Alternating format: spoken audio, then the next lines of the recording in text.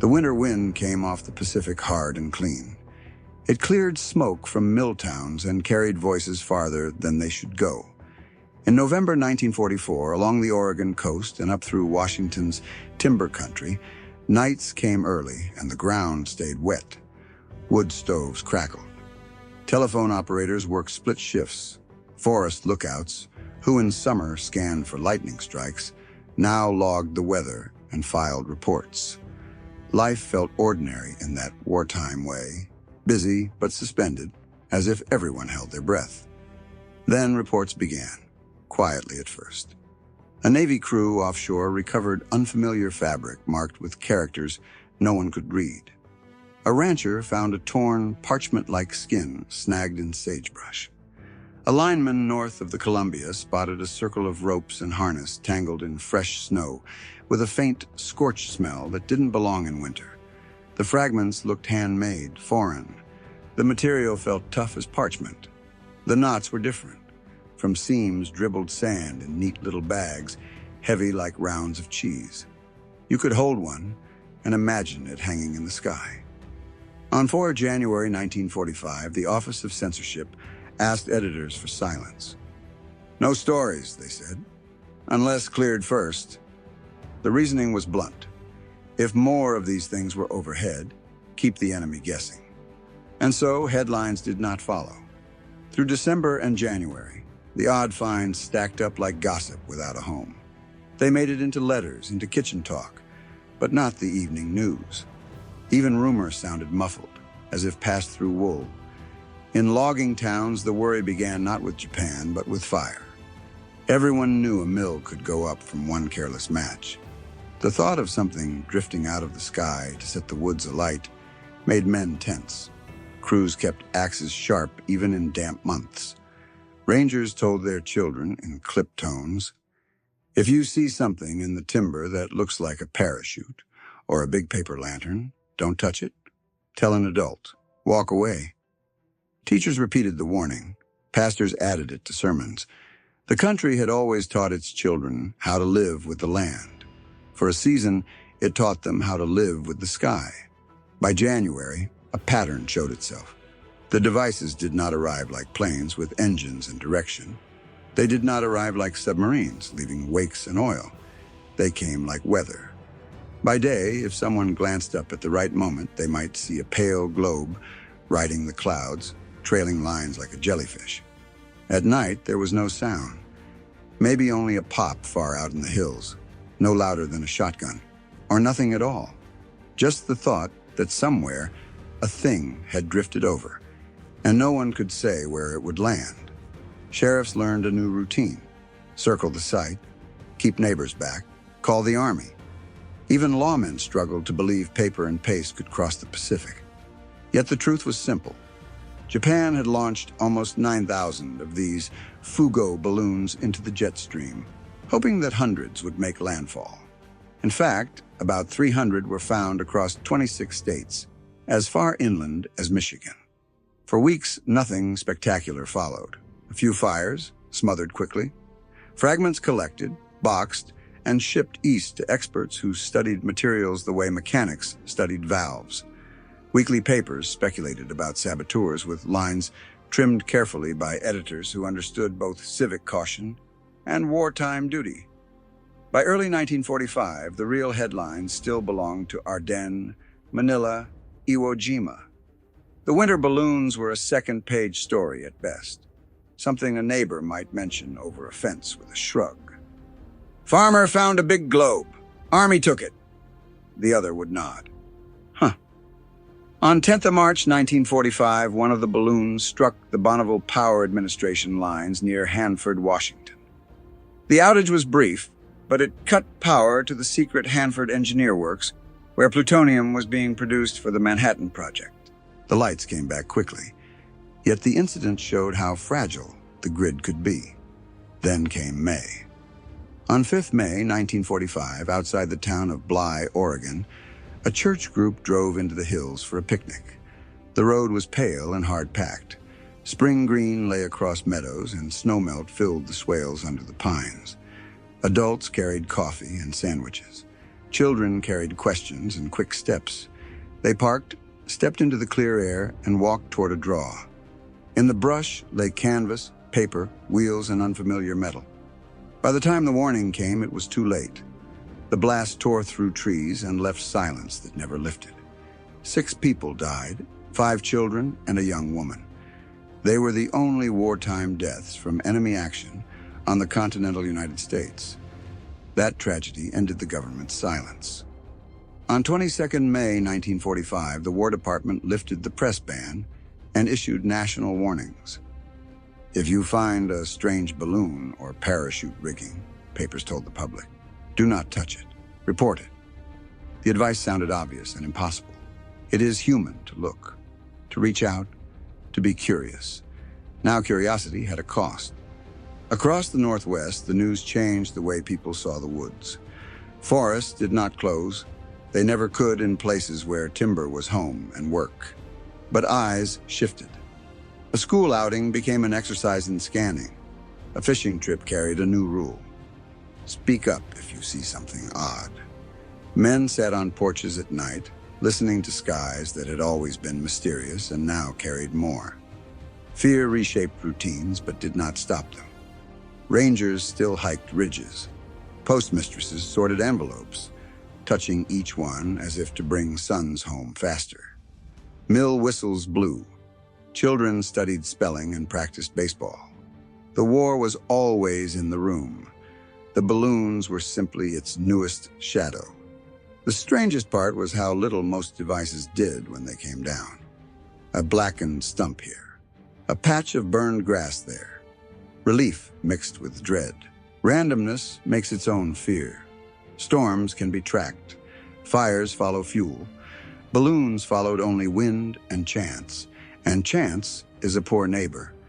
Power crews added a new kind of lookout. The grid was fragile, and they knew it. At Hanford, vigilance deepened. You didn't need to know what a reactor was to know that lights mattered. Each town kept its own ledger of fear. Fathers wrote coded lines in letters to sons. Principals slipped warnings into newsletters. Pastors preached prudence and grace. Grocers added boxes near the register. Lists of men overseas, notices about furloughs, and, scrawled in pencil, reminders. If you see balloon gear, tell the sheriff. Mail carriers still walked their rounds. The mail was proof of connection. It carried official advisories in clipped language and private letters that told truths headlines would not. By the time national warnings ran, small towns already knew the rules. Someone they trusted had told them first. Historians later mapped the mechanics: jet stream winds, barometers and fuses, sandbags dropped one by one. But lived experience was simpler. A mother keeping children safe while older boys worked the mill. A deputy learning to rope off a site. A lookout logging the sky twice, just to be sure. On certain afternoons, if you stood at the edge of a cut, you could feel the size of the thing overhead. A war that reached into even the quietest valleys. The balloons brought no voices, no soldiers. They arrived absurd and deadly at once. Paper and glue drifting on wind, carrying fire. Communities adapted. Fear turned to alertness, alertness to habit, habit to memory. Many habits faded after 1945. Some stayed. Don't touch what you don't recognize was good advice in peacetime too. Tell someone. We'll handle it together. Japan's last launch came on 20 April 1945, yet balloons still drifted in May and even June. By late summer, they vanished. In August, the war ended. Photographs of the strange contraptions appeared in papers. Reports were filed. In town ledgers, the entry was brief but lasting. For 1945, the sky changed. And then, because they had to, people moved on. The story of how paper and hydrogen could leap an ocean began not in 1944, but in the 1920s, with a Japanese meteorologist named Wasaburo Uishi. He was among the first to chart powerful high-altitude winds over the Pacific. In his notebooks, he described currents flowing east at speeds faster than any ship could steam. At the time, his discovery was little known outside science. 2 decades later, Japan's planners dusted off those reports and saw in them a weapon, an aerial highway that led straight to North America. The concept was audacious and strange. Imagine building something as delicate as a lantern, filling it with hydrogen, and letting it rise into the stratosphere. At 20 to 30,000 feet, the jet stream would seize it and drag it eastward at nearly 200 miles an hour. In about 60 hours, it could be over Oregon, Washington, or Montana. The Pacific, once a moat of protection, suddenly became a conduit. Geography itself had shifted under wartime logic. Turning theory into practice demanded invention. Engineers at the Noborito Research Institute designed what became known as the Fugo balloon. They needed materials light, strong, and cheap. They chose washi paper, handmade sheets used in screens and calligraphy, and pasted them with glue from the Konyaku plant. Layer on layer, panel by panel, a balloon more than 30 feet wide took shape. Lacquered and sealed, it was sturdy enough to hold hydrogen, yet light enough to ride high above weather. The balloon was only part of the system. To cross an ocean required more than gas and luck. It needed a crude autopilot. Japanese designers built a barometric switch linked to small charges. Around the base hung 32 sandbags. As the balloon cooled at night and began to sink, the barometer fired a charge, cut one sandbag free, and lightened the load. The balloon rose again. In daylight, the gas expanded, pushing it higher. Hour after hour, bag after bag, the system balanced itself across the Pacific. When the ballast was gone, the same fuses dropped bombs, usually 2 incendiaries to spark forest fires and 1 anti-personnel bomb in the center. At the end, a final charge destroyed the frame, leaving only fragments. It looked primitive, but was remarkably sophisticated. Production scaled fast. Workshops across Honshu filled with schoolgirls and housewives, gluing panels together. They worked in unheated rooms, hands raw from cold and paste. Many never knew what they were building, only that it was war work. In the thousands, the pale giants were folded, bundled, and sent by rail to launch sites. Now, the first launches began in November 1944. Crews filled balloons with hydrogen, walked them to coastal clearings, and waited for the wind. Photos show rows of pale spheres, tethered by ropes, soldiers in heavy coats holding them down like wranglers, gripping restless animals. At a signal, the lines were cut. The balloons rose, some drifting smooth, others jerking as if unwilling to leave the earth. One by one, they vanished into cloud. For Japan, the campaign was both practical and symbolic. Practical, because fires in American forests could tie up men and machines. Symbolic, because it was the first time enemy weapons had reached the continental United States since the War of 1812. It was technological reach turned into psychological war. What the engineers could not control was chance. Some balloons caught the jet stream perfectly and crossed in 3 days. Others burst or wandered into the sea. A few landed in Alaska or Mexico. Many never came down at all, drifting until they tore apart. Yet enough arrived to make the experiment real, leaving debris in fields, scorch marks in woods, and questions on the lips of sheriffs and foresters across the American West. The Pacific had long been imagined as distance, as buffer, as safety. With the arrival of the balloons, that map changed. The ocean was no longer only something to sail or patrol. It could now be crossed invisibly, at high altitude, with weapons made of parchment and gas. For small-town America, the threat was less in the damage done than in the way it turned familiar ground, fields, forests, backyards, into possible landing sites for a war that had seemed far away. The first wreckage appeared quietly. In December 1944, a Navy patrol vessel off the West Coast recovered scraps of fabric and cord drifting in the waves. At first, the debris looked like a weather balloon, but the workmanship and the Japanese characters told another story. Within weeks, a forest ranger in Montana found a balloon frame tangled high in the branches of a pine. He had been tracking elk, not war materiel, and the discovery left him staring upward into a sky he had always trusted. word traveled quickly through military channels. By early 1945, Army and Navy investigators confirmed what they were seeing.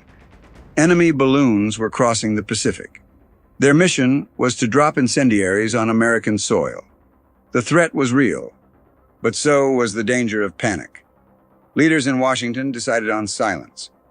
On 4th of January 1945, the Office of Censorship issued a circular. Editors and broadcasters were asked to avoid any mention of balloon incidents. The logic was direct. If Japan saw no reports, it would assume the campaign had failed. And if citizens heard less, rumors might not spiral. It was a gamble. Protect the public by keeping it partly in the dark. On the ground, though, secrecy only went so far. Ranchers and loggers saw things. Telephone linemen found ropes dangling from poles. A farmer plowing under gray skies unearthed a metal valve half buried in the soil. Sheriffs filed reports. But in coffee shops and schoolyards, stories spread faster than memos. Children whispered about parachutes in treetops. Hunters warned each other to watch for objects that didn't belong. The war was already in their ration books and letters. Now it seemed to be in their forests as well. The devices themselves deepened the unease. Balloons built of paper, yet able to cross an ocean. Sandbags filled with grains tested and traced to beaches halfway across the world. Mechanical switches that looked crude, yet worked with uncanny precision. They were not bombs dropped from roaring aircraft, but silent travelers, random and unpredictable. In London, one could hear engines before the Blitz. Here there was nothing, just an object in the woods or a scorched patch in a field. The blackout worked, at least for a time. Japanese engineers never knew their weapons were arriving. They had no way of learning that by early spring, well over 100 balloons had been found across North America. For civilians, secrecy meant confusion. A housewife in Oregon might hear her neighbor say soldiers had carted something away, but the newspaper stayed blank. A ranch hand in Wyoming might tell of a fire that burned oddly, but the radio carried only news from Europe and the Pacific Islands. Life in small towns is built on conversation, and conversation filled the void. Some took the silence as a cover-up. Others folded it into the background noise of a war already filled with shortages and casualty lists. Children, especially, absorbed it quickly. They learned not to touch unfamiliar objects, not to wander too far, and not to ask too many questions. A new caution slipped into daily games and errands, as natural as looking both ways before crossing a street. Through winter into early spring of 1945, the pattern held. Balloons arrived without warning. Investigators gathered fragments. Newspapers kept quiet. And across the Pacific Northwest and Mountain West, the war became less about distant headlines and more about the chance of stumbling on something foreign in a field. A war fought in silence, drifting on the wind. On the eastern coast of Honshu in late 1944, the launch sites looked like a surreal mix of schoolyard and battlefield. Men in heavy coats led pale spheres across sandy ground, gripping ropes tied to envelopes larger than a house. The balloons strained at their tethers, trembling like restless animals waiting to bolt. Soldiers checked gauges, secured the last sandbags, and tied the fuses that would guide the voyage. At the signal, the ropes were cut. An intercontinental paper balloon of the half-ton class at launch rose silently into the gray sky, carrying not steel or oil, but paper, paste, and hydrogen. At operating altitude, its useful lift was about 300 pounds, just enough for bombs and ballast. The balloons began life in workshops spread across Japan. Wartime shortages meant no great factories could be spared. Instead, the work was scattered to schools and community halls. Groups of teenage girls, many just 14 or 15, pasted the giant panels together. They brushed on sticky glue made from the konnyaku root, the same plant used in Japanese kitchens. Their classrooms smelled of starch and lacquer. Long tables disappeared under sheets of handmade washi, thin yet remarkably strong. Day after day, the girls worked, thousands of them, gluing panels into curved sections that, when joined, formed envelopes more than 30 feet wide. Most of the workers never knew what they were building. They understood it was for the war, and that was enough. Some guessed they were making weather balloons. Others thought it was for communications. Only a few realized that these pale skins would cross the Pacific carrying bombs. For the girls, it was monotonous and exhausting. In cold winter halls, their fingers cracked from paste and paper. Yet in every fragile sheet lay the hope of Japan's high command, that simple materials could strike blows thousands of miles away. Once finished, the envelopes were lacquered against moisture and folded for transport. Trains carried the bundles to coastal staging grounds. Launch battalions operated at Otsu in Ibaraki, Ichinomiya in Chiba, and Nakoso in Fukushima, with a combined capacity near 200 balloons per day during peak conditions. There, soldiers inflated them with hydrogen from hastily erected plants. The work was dangerous. Hydrogen leaks could ignite with the smallest spark. Matches were banned. Even metal tools were avoided for fear of scraping.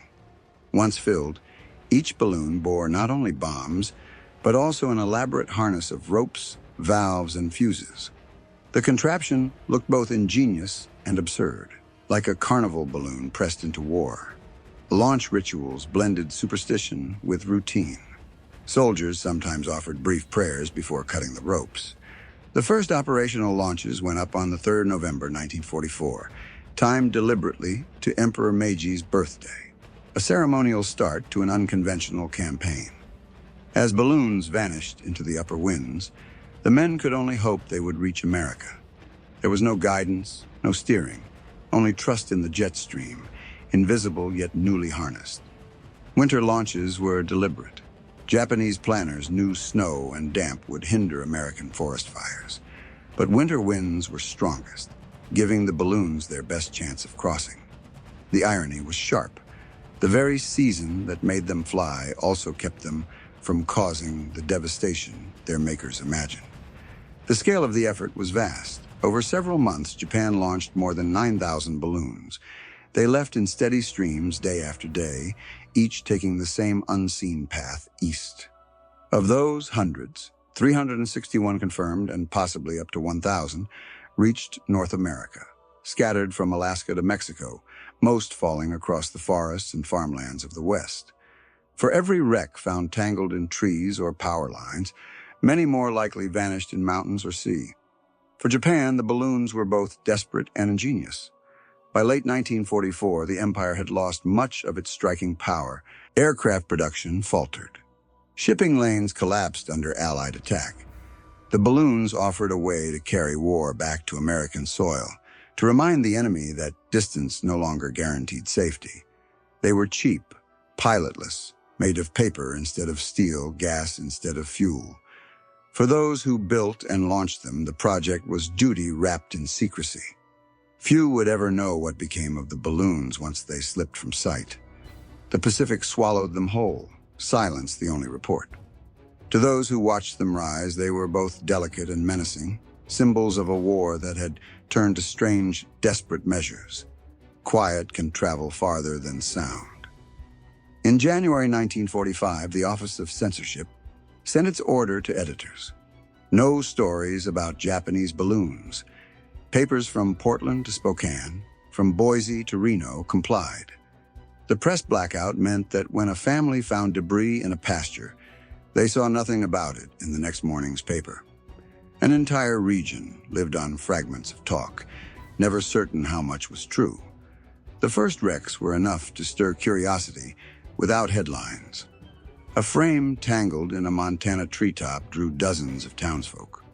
A torn envelope washed ashore near San Pedro sent Coast Guardsmen combing the beach. Farmers spoke of scorched craters that smelled of powder. Teachers told school children not to touch unfamiliar metal in the woods.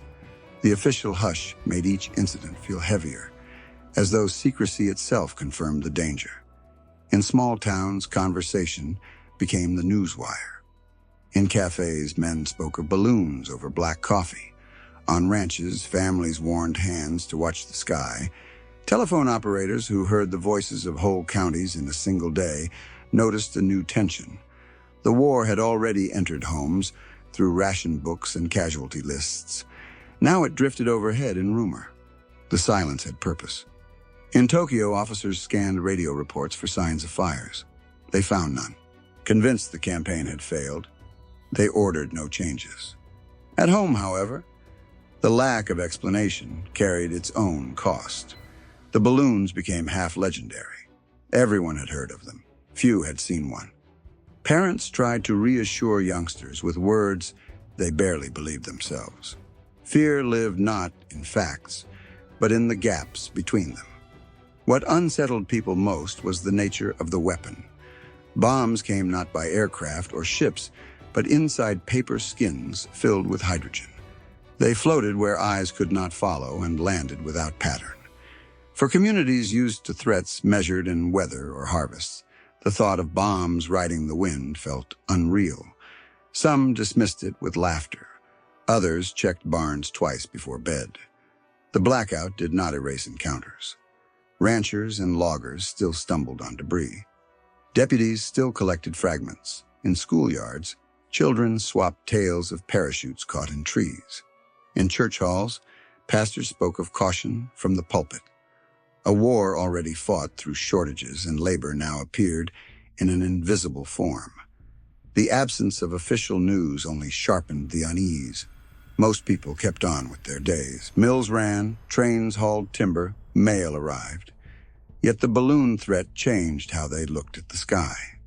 A bare field was no longer just a field. A patch of burned grass was no longer just a lightning strike. The randomness meant no town felt secure. And in that randomness lay the weapon's real strength, not in destruction, but in the unease it spread. By spring 1945, the blackout itself had become part of the tale. Everyone sensed something was being withheld. In that void, imagination did the rest. For small-town America, the war arrived not with headlines, but with whispers, fragments, and the uneasy sense that safety could no longer be assumed. The winter of 1945 was soaked across the Pacific Northwest. Snowmelt filled rivers, rain seeped through timber, and damp ground dulled sparks. By chance more than planning, that weather blunted Japan's balloon campaign. Incendiaries that touched down in Oregon or Washington smoldered in wet duff instead of roaring into wildfires. A few flames rose, but rangers stamped them out with shovels and water cans, puzzled by the strange debris they left behind. Some devices, though, brushed close to critical targets. In March, one fell across the Bonneville power lines on the Columbia, short-circuiting a tower and making Portland's lights flicker. Crews scrambled to repair the damage.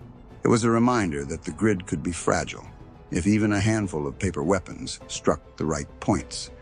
In dry summer heat, the outcome might have been far worse. Another landed near the secret Hanford Reservation in eastern Washington, where reactors produced plutonium for the Manhattan Project. The device came down by the lines that fed the complex. For a moment, one reactor shut down.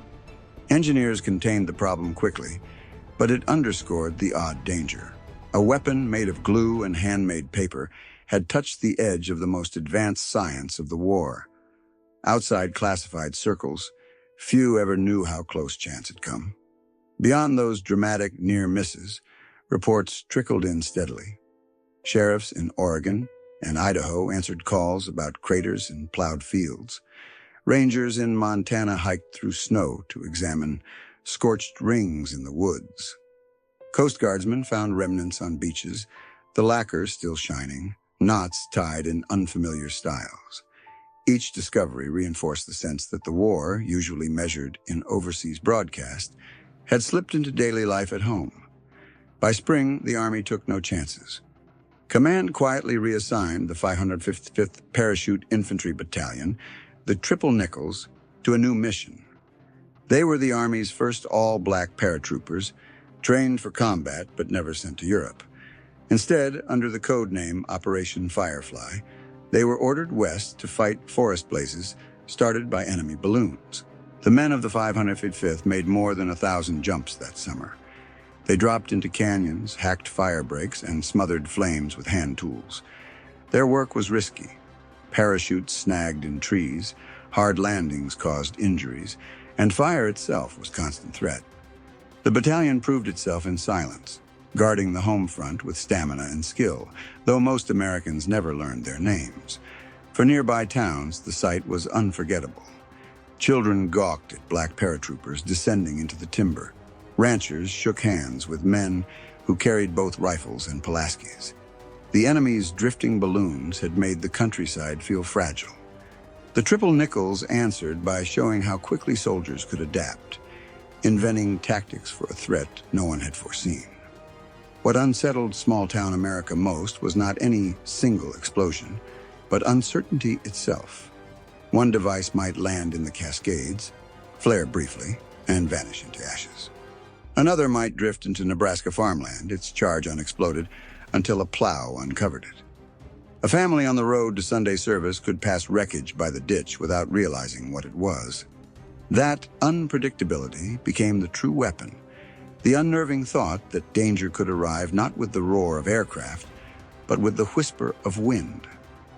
By early 1945, U.S. investigators no longer saw the balloon bombs as isolated oddities. Enough fragments had been recovered from forests, fields, and coastlines that a clearer picture began to emerge. It was evident that Japan had launched hydrogen-filled craft from Honshu's eastern shore, setting them adrift in the newly recognized jet stream at 30,000 feet. The challenge was to prove it conclusively, trace their origin to specific sites, and estimate the true scale of the campaign. Clues came from the smallest pieces. Ballast bags, though often torn, sometimes survived with sand still inside. Geologists sifted the grains under microscopes and found more than ordinary grit. Embedded in the ballast were tiny marine organisms, diatoms and foraminifera, unique to Japanese coastal waters. The composition matched beaches in Chiba Prefecture, around Ichinomiya, and other launch zones on Honshu. That discovery was decisive. The balloons had to come from Japan's main islands, not from submarines offshore or saboteurs on American soil. Paper told its own story. Fragments of the envelopes, when examined, revealed long fibers of kozo mulberry. The texture was unmistakable, the hallmark of handmade washi, a craft practiced in Japanese villages for centuries. Analysts noted even the paste between panels, made from konnyaku root, a detail consistent with reports of wartime cottage industries where schoolgirls glued panels together in unheated halls. What seemed at first a crude shell of paper and lacquer became, under the microscope, a signature as unique as a fingerprint. Hardware offered further confirmation. Valves, fuses, and release mechanisms carried serial numbers and machining styles typical of Japanese factories. The barometric switches, ingenious little devices that cut sandbags loose at preset altitudes, were primitive in appearance but precise enough to cross an ocean. Each recovered component went to laboratories at the Navy, the Army Air Forces, or the Geological Survey, where scientists cataloged them like detectives reconstructing a crime. Scale was pieced together slowly. By comparing serial sequences and mapping confirmed landings, investigators estimated that about 9,000 balloons had been released between November 1944 and April 1945. Of these, roughly 300 were found or observed across the U.S., Canada, and even northern Mexico. Many more must have fallen unseen in the Rockies or the Pacific. Intelligence from code intercepts hinted at the same conclusion. This was not a handful of experiments, but a sustained campaign. The last documented launches came on April 20th, 1945, ending a 6-month assault that stretched the length of the Pacific. Civilian witnesses supplied essential detail. Ranchers in Oregon described ropes dangling from cottonwoods. Forest rangers in Montana hiked into snowfields to find scorched rings where fuses had burned out. Linemen in Washington reported ballast cords tangled in wires. Coast Guardsmen gathered wreckage from beaches, the lacquer still shiny, the knots tied in unfamiliar patterns. Each report, logged by local sheriffs or federal agents, helped build the broader map of where the jet stream had carried these paper weapons. Meanwhile, the Office of Censorship's order of January 4, 1945 kept the public largely unaware. Newspapers were asked to print nothing until authorized. The blackout denied Japan confirmation of success, but it also left American communities in confusion. Rumor spread in place of fact. Only after the tragic WWII incident in May, when 6 civilians were killed, did the press fully report the story, by which time the campaign was already fading. By spring, Japan had neither the resources nor the incentive to continue. Hydrogen plants were dismantled, paper supplies dwindled, and B-29 raids forced attention back to immediate defense. The Fugo project was abandoned without fanfare. Yet for half a year, the threat had hung invisibly over the continent, carried not by fleets or bomber squadrons, but by spheres of paper and sand, guided only by the wind. For investigators, the episode left a paradoxical legacy. A weapon that caused little material damage, yet demanded an enormous effort in science, intelligence, and coordination to understand. In laboratory trays of sand, in the fibers of handmade paper, and in the quiet reports of farmers and rangers, lay the proof that even the simplest materials could cross oceans and touch the heart of America. When the balloons ceased in the spring of 1945, most Americans still had little idea what had floated over their forests and farms. The press blackout had worked. Japan never learned how many reached North America, and the public knew only scraps of rumor. That silence ended on May 5th, in a clearing outside Bly, Oregon. A Sunday school group had driven into the hills for a picnic. Snow was melting, the sky was bright, and children ran ahead into the trees. There they found what looked like a parachute, pale fabric draped across the ground. Curiosity drew them close. In an instant, the device's unexploded charge went off. The blast echoed through the pines, killing 5 children and their teacher, Elsie Mitchell. They remain the only civilians on the continental United States killed by enemy action in World War II. A hidden war had suddenly revealed itself. The tragedy forced Washington to lift the veil. Newspapers printed the warning: if you find balloon wreckage, don't touch it. Call the authorities. Families across the West read in black and white what they had only whispered. Pastors spoke of vigilance from pulpits. Teachers added a new rule to school safety talks. Mayors urged calm in town halls. But calm was hard to muster when the war had erupted at a church outing. For rural communities, the event carried a double weight. It was both grief and revelation. The balloons were no longer abstractions. They were weapons. Mothers kept children closer. Farmers eyed their land with suspicion, and a walk in the woods now carried the memory of Bly. What struck deepest was not destruction on a grand scale, but chance itself. A sunny day, an innocent gathering, and lives lost to an unseen enemy. The Pacific was supposed to be a shield. Instead, paper and hydrogen had turned it into a bridge. Officials stressed that the campaign was ending. Japan had run short of hydrogen, paper, and labor. B-29 raids forced attention back to defense. Yet unease lingered. Each device had carried not just bombs, but a message. The ocean no longer guaranteed safety. In small towns and logging valleys, that message was felt more sharply than in cities. People were used to storms and wildfires. They were not used to war arriving on the wind. After victory, the story slowly entered the public record. Declassified reports detailed how the devices worked. Veterans described chasing them through winter skies, and photographs showed the strange fragments. In Bly, a granite monument was raised to the 6 who died. Decades later, hikers still stumbled upon weathered paper or rusted valves in the woods, remnants of the world's first intercontinental weapon. Each find renewed the memory of a time when global war reached into the most ordinary American places. For the generations that followed, the tale became part warning, part wonder.